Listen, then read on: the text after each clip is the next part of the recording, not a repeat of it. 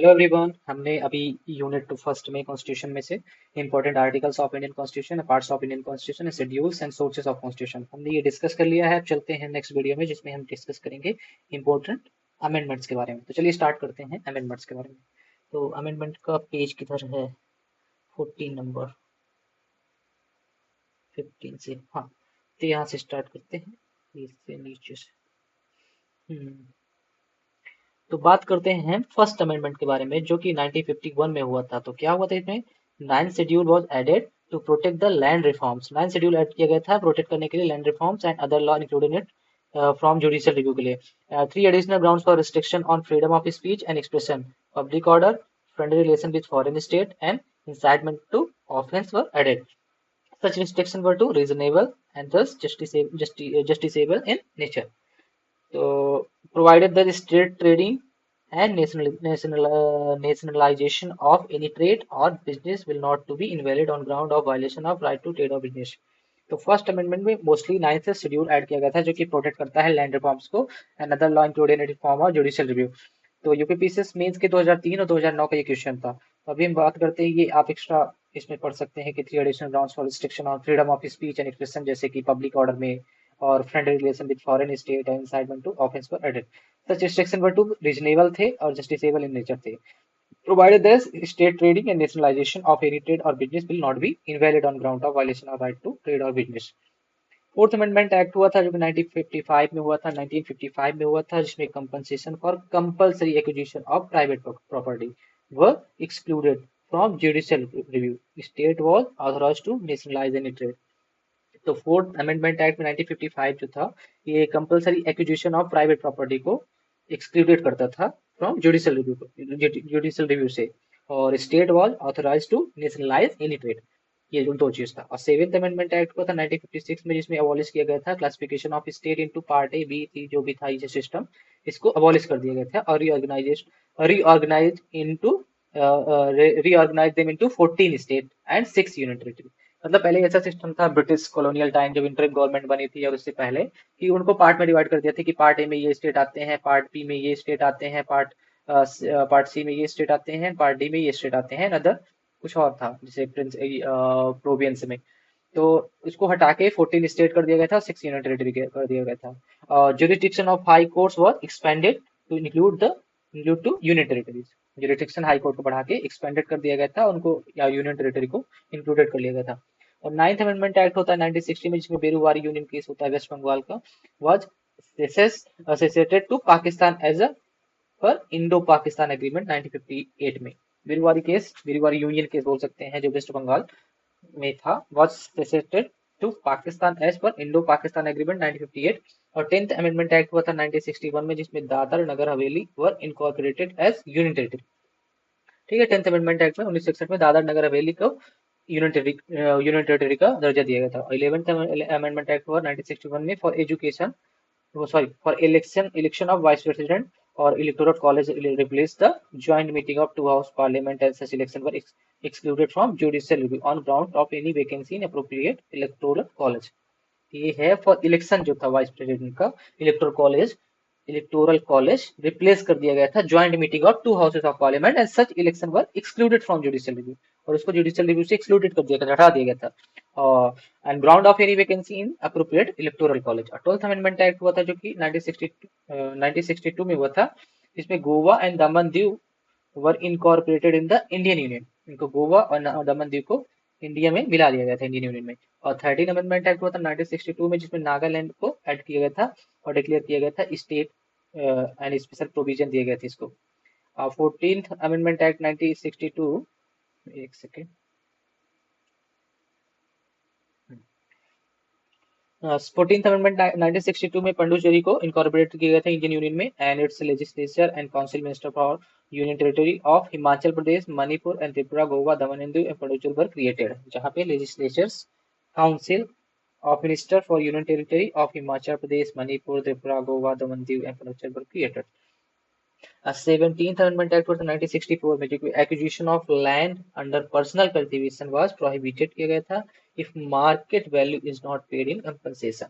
ठीक है, 18th amendment act में 1966 में हुई, जिसमें power of parliament to form a new state was expanded to include power to form a new state or union territory by uniting a part of a state or a union territory to another state or union territory, and thus Punjab and Haryana were divided. 18th Amendment Act हुआ था जो 1966 में, तो power of parliament to form a new state was expand किया गया था उसको, जो कि इंक्लूड करता है power to form a new state और union territory by uniting a part of state और union territory to another state और यूनियन टेरिटरी। तो उसी के हिसाब से जब ये 18th अमेंडमेंट एक्ट 1966, उसके बाद से ही पंजाब एंड हरियाणा को डिवाइड कर दिया गया था और अलग अलग राज्य बना दिए गए थे। तो 21st अमेंडमेंट एक्ट 1967 जो होता था, सिंधी वाज एडेड, वो included in English, sorry 8th schedule, जो कि 8th शेड्यूल में क्या है, लैंग्वेजेस है, ठीक है।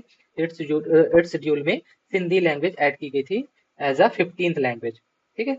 और 24th अमेंडमेंट एक्ट वो 1971 में, जिसमें कि गोलकनाथ जो रूलिंग था 1967 में, which held that parliament does not have the power to take away any fundamental right through amendment to the constitution। मतलब इसमें गोलकनाथ का जो केस आया था, रूलिंग, गोलकनाथ रूलिंग बोलते हैं 1967 में, जिसमें कहा गया था कि पार्लियामेंट के पास कोई पावर नहीं है कि वो fundamental power to take away any fundamental right through amendment के थ्रू, कॉन्स्टिट्यूशन अमेंडमेंट के थ्रू।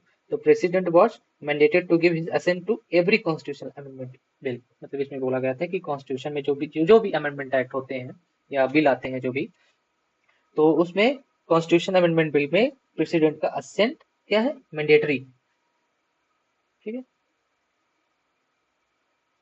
मतलब mandate to give his assent. 25th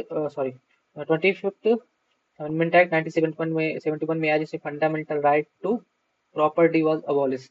जो आर्टिकल 31 शायद, हाँ आर्टिकल 31 ही है, इसमें फंडामेंटल राइट था प्रॉपर्टी के लिए, उसको एबॉलिश कर दिया गया था और उसको आर्टिकल 300 में, कितने में, आर्टिकल 300A में ऐड कर दिया गया बाद में। Any law made to give effect to directive principle of state policy in article 39B और बी और C can not be challenge on ground of violation of fundamental right. UPPCS का main 2009 का question है कि fundamental right, ये वाला 25th amendment act से बोल सकते हैं कि जो फंडामेंटल राइट टू प्रॉपर्टी है उसको अबॉलिश कर दिया गया था, और एनी लॉ जो कि only law made to give effect to directive principle of state policy in article 39B or C cannot be challenged on ground of violation of fundamental, मतलब article 39B और C cannot be challenged on ground of violation of fundamental rights, कि मेरा fundamental right का violation हो रहा है under article 39B और C।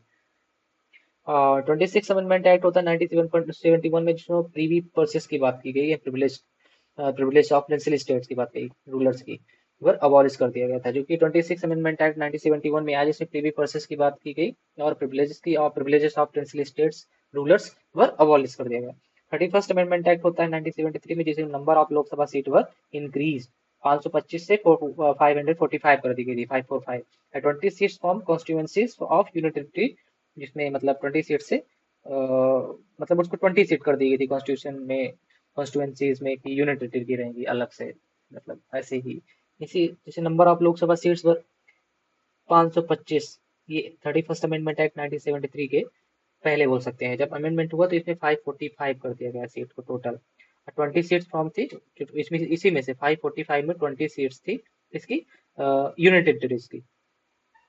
33rd amendment act हुआ था 1974 में, जिसमें resignation of MLA MPs were made to be accepted by speaker chairman only if he is satisfied that the it is the voluntary और genuine, तभी वो accept किया जाएगा। 35th अमेंडमेंट एक्ट 1974 में हुआ, जो कि protectorate status of Sikkim was terminated and was given status of associate state, Sikkim को एसोसिएट स्टेट का दर्जा दिया, and 10th schedule was added laying down terms and condition of such association, 10th schedule was added, ठीक है। तो protectorate state था पहले सिक्किम, उसके बाद उसको दर्जा दे दिया गया एसोसिएट स्टेट्स। 36 अमेंडमेंट एक्ट की बात करें 1975 में, तो इसमें Sikkim limited to full fledged state. पहले क्या था कि पहले सिक्किम को 10th शेड्यूल में जो कि एडिट करके टर्म्स एंड कंडीशन के थ्रू उसको बना के जो बनाया गया था, अब उसको एसोसिएट स्टेट बोलते थे, लेकिन अब फुल फ्लेजेड स्टेट हो गया, एंड 10th शेड्यूल जो था was omitted. 38th amendment act 1975 में क्या होता है, declaration of emergency by president and promulgation of ordinance by president and governance and administrator of UT were made non justiciable. curtailment of power of judicial review, curtailment of power of judicial, ठीक है। 38 amendment act 1975 में जो declaration of emergency by president and promulgation of ordinances by president governor and administrator of duty were made non justiciable, इसको non justiciable कर दिया गया, and curtailment of power of judiciary. 39th amendment act 1975 में brought in response to Allahabad high court ruling which declare election of Indira Gandhi void on Raj Narayan petition. Dispute relating to president, vice president, prime minister and speaker election were excluded from judicial review and were to be decided by authority determined by parliament. Okay, 39 amendment act हुआ था जो 1975 में हुआ गया था, वो brought in response to Allahabad high court का जो रूलिंग थी कि विच डिक्लेयर, जो इलाहाबाद हाई कोर्ट की रूलिंग थी कि ये इलेक्शन ऑफ इंदिरा गांधी जो तो वॉइड है on Raj Narain petition, dispute relating to president, vice president, prime minister, speaker election were excluded from judicial review and were to be added to be decided by authority determined by parliament. ठीक है, and 42nd amendment act आता है 1976 में। भी बहुत सारे amendment act हैं, कहाँ तक है रिवीजन करना है हमें, तो हम ऐसे ही पढ़ते हैं। ओके, 42nd अमेंडमेंट एक्ट 1976 में हुआ जिसमें socialist secular and integrity word को जोड़ा गया, इंक्लूड किया गया प्रीएम्बल में। यूपीपीसीएस में इसका 2010 का क्वेश्चन भी था। And fundamental duties of citizens जैसे कि पार्ट 4A में वर एडेड की गई थी, यूपीपीसीएस में 2007 का क्वेश्चन है। A president was bound by the advice of the cabinet. President मतलब एडवाइस से ही सब कुछ होगा, जो भी होगा वो एडवाइस इसकी कैबिनेट की। कैबिनेट का हेड कौन होता है? कैबिनेट का हेड होता है prime minister. Administrative tribunals and tribunals for other matter, ठीक है, इस पार्ट में ऐड कर दिया गया है। इस पार्ट में 14A में, ठीक है, 14A में ऐड किया, 14A में ऐड किया गया। But provided seats in Lok Sabha Vidhan Sabha were frozen on basis of 1971 census till 2001। जो सीट्स थी लोकसभा एंड विधानसभा की उसको फ्रोज्ड कर दिया गया ऑन बेसिस ऑफ 1971 में जो सेंसस हुआ था टिल 2001 तक। Okay, constitutional amendment were excluded from scope of judicial scrutiny. Constitutional amendment को एक्सक्लूडेड कर दिया गया था जुडिशियल स्क्रूटिनी से, क्योंकि ये पार्लियामेंट का मैटर है जो भी है। Power of supreme court and high court of judicial review rate jurisdiction was reduce कर दिया गया था। जुडिशरी में ज्यादा दिक्कत की गई थी। 42nd constitution amendment act. Lok Sabha and Vidhan Sabha tenure was increase कर दिया गया था, 5 से 6 साल कर दिया गया था लोकसभा विधानसभा का। Parliament can make law on deal with anti national activities which will take precedence over fundamental right. Directive principle equal justice and free legal aid, and the participation of worker in the management of industry and the protection of environment, forest and wildlife were added कर दिया गया था directive principle में। क्या क्या? equal justice, free legal aid, participation of workers and management of industries and protection of environment and forest and wildlife were added। UPPCS pre 2019 का question है, UP lower सब प्री 2009 का क्वेश्चन है। Requirement of quorum, the parliament and the state legislature was put to in greater or created all India judicial service.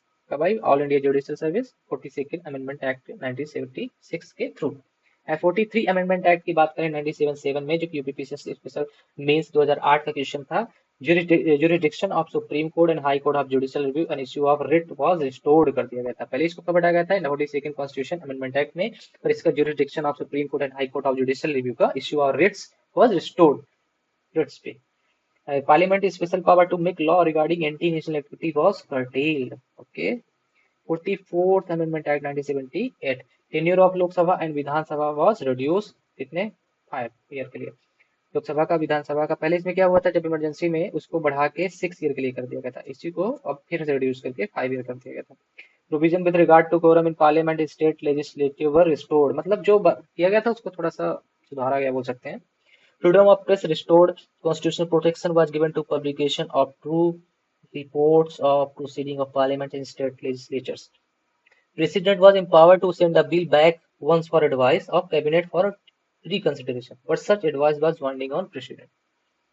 Okay? Term internal disturbance was replaced by armed rebellion for national emergency. ठीक है, पहले internal disturbance जो था वो जो word उसको replace कर दिया आर्म रेबेलियन के थ्रू फॉर नेशनल इमरजेंसी के लिए। यूपीपीसीएस में 2010, यूपीपीसीएस जीआरसी 2010 का क्वेश्चन था।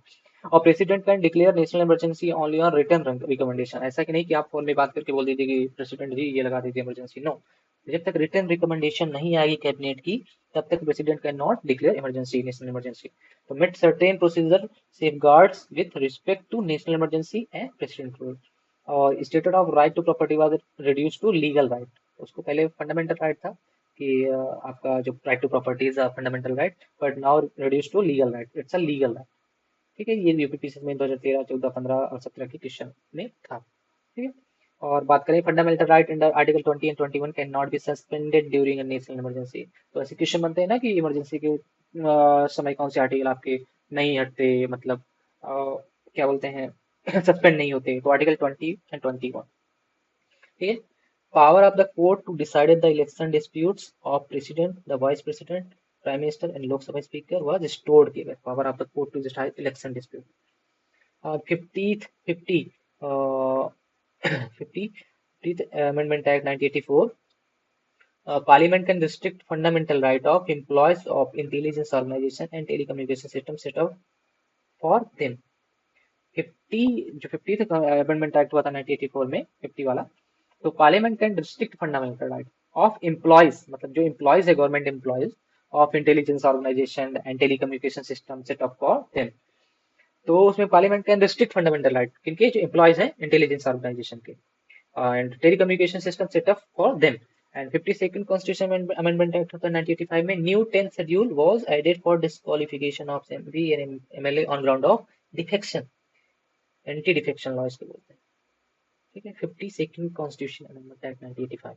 The anti-defection law was passed by the Parliament of 15th February 1985, came into the force in March 1985।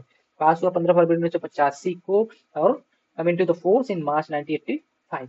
UPPCS 2008 question था। और 61st अमेंडमेंट एक्ट 1989 में हुआ था, age of adult suffrage was reduce, adult suffrage was reduced from 21 से 18 year। National commission for schedule caste and schedule tribe replace special officer. ठीक, UPPC में 2014 का question है, ये शायद during Rajiv Gandhi government. 69th amendment act 1991 जो कि स्पेशल स्टेटस है was given to Delhi as a national capital territory of Delhi. UPPC में 2009 का क्वेश्चन है, क्वेश्चन कई जगह आ चुका है। ये 69 मतलब 69 अमेंडमेंट एक्ट के जो 1991 में हुआ था, स्पेशल स्टेटस दिया गया था दिल्ली को as a national capital territory of Delhi. ठीक है, 71st अमेंडमेंट एक्ट हुआ था 1992 में, जिसमें Konkani and Manipuri and Nepali language are included in the 8th schedule and causing the total to be 18 language. 73rd amendment act हुआ था 1992 में, जिसमें कॉन्स्टिट्यूशन स्टेटस दिया गया था पंचायती राज इंस्टीट्यूशन को, वाज ग्रांटेड फॉर द कितने पार्ट नंबर, पार्ट 9 था, टाइटल है the panchayat and new 11th schedule were added. UPPCS में 2016 का क्वेश्चन था। 74th अमेंडमेंट एक्ट हुआ था 1992 में, जिसमें कॉन्स्टिट्यूशनल स्टेटस को जो कि अर्बन लोकल बॉडीज के लिए, जैसे म्यूनसिपालिटीज जैसी चीजें जो भी हैं, तो म्यूनसिपालिटीज को जो कि एडिट किया गया था 9th के दिए गए थे, जो कि न्यूट्रल शेड्यूल पर एडिट किया गया था। मतलब 11th से 12th शेड्यूल क्या है, पंचायत और म्यूनसिपालिटी से रिलेटेड रिस्पेक्टिवली। और अगर बात करें 77th अमेंडमेंट एक्ट की, जो 1995 में होता रिजर्वेशन के लिए था, was introduce in the promotion in government job for schedule caste and schedule tribes के लिए, जो कि नलिफाइड कर दिया गया था supreme court ruling in this regard. क्या था, 77 अमेंडमेंट एक्ट जो था 1995 में रिजर्वेशन के लिए, reservation was introduce in the promotion के लिए, जो कि प्रमोशन था जॉब में, promotion in the government job, और शेड्यूल कास्ट एससी के लिए और एसटी के लिए, and nullified supreme court ruling in this regard. 36 amendment act आया 2002 में, जो कि एलिमेंट्री एजुकेशन की बात करता है, add as a fundamental right, elementary education is a fundamental right under article 21A। तो new fundamental duties under article 51A was added. ठीक है, यूपीपीसीएस ये मेंस 2014 और यूपीआरओ का मेंस 2014 क्वेश्चन है। और 89th अमेंडमेंट एक्ट 2003 की बात करें तो इसमें बोला गया कि national commission for schedule caste and schedule tribes were divided into two separate bodies. पहले इसका सेम था कि ये दोनों इकट्ठा है कि नेशनल एससी के लिए एसटी के लिए सेम ही बॉडी है, पर अब सेपरेट करके अलग अलग बॉडी बना। 92nd अमेंडमेंट एक्ट हुआ था 2003 में, जिसमें बोडो, डोगरी एंड डोगरी और Maithili and Santhali were included in S schedule, causing the total 22 language added हुआ था। I think total now 24 languages are there। तो 93rd अमेंडमेंट एक्ट 2005 की बात करें तो स्पेशल प्रोविजन दिया गया था for socially and educationally backward classes, जैसे कि SC ST in educational institution included in private except minority education institution were introduce. तो इसमें क्या क्या nullified supreme court judgment in Inamdar case 2005, as per which state can not impose its reservation policy on minority and non minority unaided private college. मतलब कि ये जो nullified supreme court judgment in Inamdar case 2005, as per which state can not impose its reservation policy on minority पे ये reservation policy को impose नहीं कर सकते हैं non minority unaided private college को। ठीक है, ये स्पेशल प्रोविजन है for socially and educationally backward classes जो SC/ST में है एजुकेशन इंस्टीट्यूशन के लिए, क्योंकि प्राइवेट भी है, except minority education institution. 97 amendment act की बात करेंगे 2011 की, तो constitutional status was given to cooperative society under article 19 and included in directive principle of state policy. UPPSC में 2016 का क्वेश्चन है। तो क्या देखिए कि पंचायती एडेड हुआ, पंचायत एडेड हुआ, municipality cooperative society. 99th amendment act हुआ था 2014 में, जो कि कोलिजन सिस्टम की बात करता है for appointment judges to supreme court and high court were replace by national judicial appointment commission. ठीक है, NJAC। इसमें बहुत इशू हुआ था, अभी भी इसमें अभी भी बात चलती है, बट सुप्रीम कोर्ट के द्वारा इसको वर्ड कर दिया गया था कि सुप्रीम कोर्ट 2015 में collision system got reinstated. One handed first amendment act 101 वह अमेंडमेंट एक्ट 2017 में होता है गुड्स एंड सर्विसेज टैक्स पे, किसके लिए? GST। इंट्रोड्यूस किया जाता है एज इनडायरेक्ट टैक्स। क्या है? जस्ट एक इनडायरेक्ट टैक्स है on supply of good and services के लिए। It replaced almost all indirect tax except a few state tax. 102 102nd amendment act 2018 में होता है, जो कि national commission for backward classes was given constitutional status under article 338 B. तो national commission for backward classes के लिए इसको constitutional status का दर्जा दिया गया आर्टिकल 338 बी में। 103rd अमेंडमेंट एक्ट होता है 2019 में, रिजर्वेशन किसके लिए? इकोनॉमिक वीकर सेक्शन के लिए, EWS के लिए। 10% reservation in public employment was introduce by amending article 16 और आर्टिकल 15 भी बात करता है इसके ऊपर, हो गया आर्टिकल 16 मेल की अपॉर्चुनिटी की बात करता है। 104th अमेंडमेंट एक्ट होता है जो 2020 में, जो डिक्लाइन करता है वो sorry deadline for cessation for seats of SC and ST in Lok Sabha and Vidhan Sabha was move from 17 year to 80 year and reserve seats of Anglo Indian community in Lok Sabha and Vidhan Sabha were abolish. जो पहले सीट दी जाती थी Anglo Indian community के लिए Lok Sabha and विधानसभा में, इसको abolish कर दिया गया था। 104th अमेंडमेंट एक्ट 2020 की बात करें, जिसमें deadline for cessation of seats of SC ST in Lok Sabha and Vidhan Sabha was moved from 17 years to 80। ठीक है। 105th अमेंडमेंट एक्ट की बात करें, 105वें अमेंडमेंट एक्ट 2021 की बात करें, तो latest amendment bill in Indian constitution 2021 will restore the state government power to identify OBC in their territory, and one second amendment was introduced only to create central list that would be applicable only in the central government and its institution। तो अभी यहाँ पे इतने ही amendment act हो चुके हैं, 2021 तक का ही है, मतलब हुए तो हैं अभी भी। तो बात क्योंकि अभी वुमेन्स वाला रिजर्वेशन का, वुमेन्स का जो रिजर्वेशन है पार्ट विधानसभा और लोकसभा में, वो वाला नारी शक्ति वाला, सॉरी क्या बोल रहा हूँ, वुमेन्स रिजर्वेशन 33%, तो अभी उसका भी हुआ है, तो अमेंडमेंट के थ्रू ही हुआ है। तब इसकी बात करेंगे बाद में। Thank you for watching this video.